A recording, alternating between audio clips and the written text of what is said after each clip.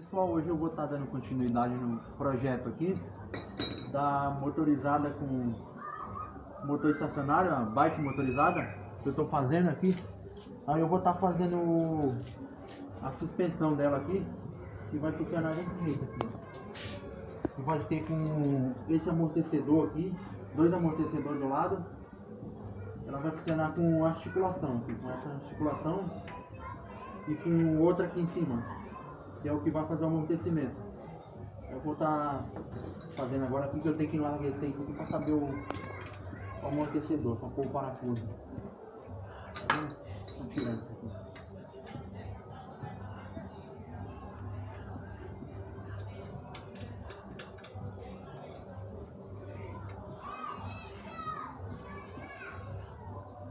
Tirar isso aqui para poder aumentar o furo na furadeira.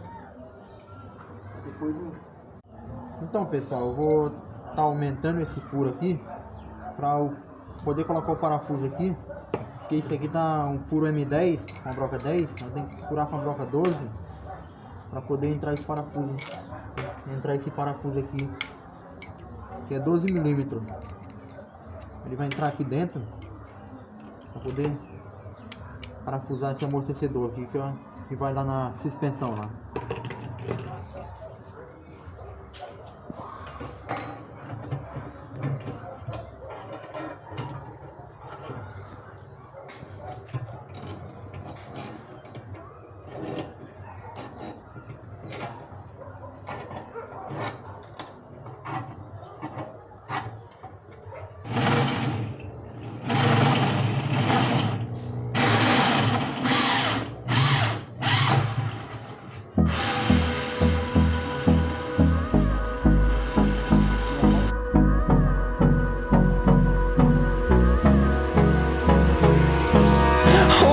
Close till I get up.